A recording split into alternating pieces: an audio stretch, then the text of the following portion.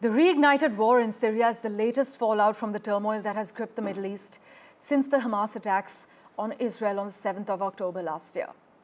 Rebel forces in Syria have taken control of much of Aleppo, including the city's airport, following a surprise offensive that reawakened the country's stalled civil war. But the fighting poses the most serious challenge in years to President Bashar al-Assad, and Syrian and Russian jets have stepped up retaliatory strikes over the weekend, especially on Sunday. The rebel success so far is being considered a direct consequence of wars elsewhere, as per many analysts.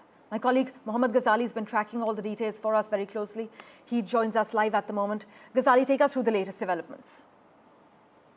See, the rebels have taken control of Aleppo, as we know, and Idlib as well.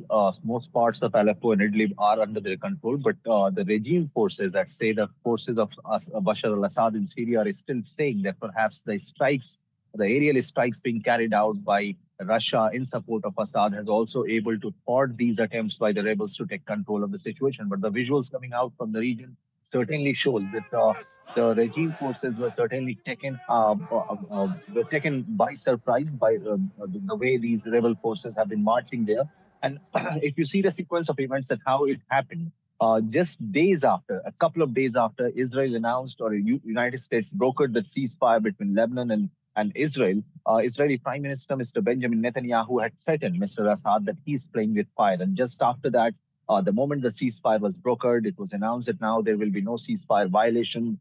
There will be no attacks from either side. The rebels certainly started attacking positions of the Syrian army in Syria. But what is more threatening right now and how it is different from 2011 Arab Spring and the developments after that is that this time around, there are multiple groups who have been fighting against Assad's army in Syria. And back then in 2011 and 12, we had seen the rise of ISIS there, the rise of many extremist elements in Syria, which led to sectarian violence, which led to violence against minorities who are Kurds, who are not Sunnis, Shias.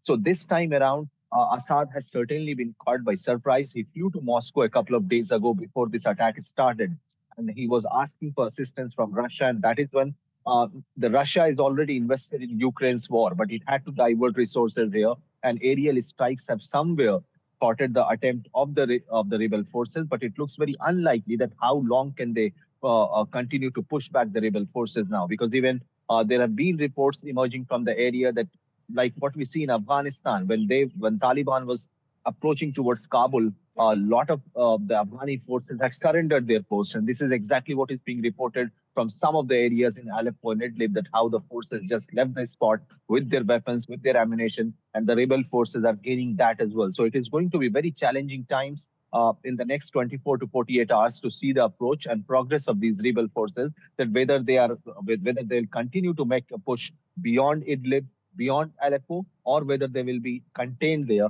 by the aerial strikes from Russia. As always, Ghazali, thank you so much for contextualizing the latest details for us.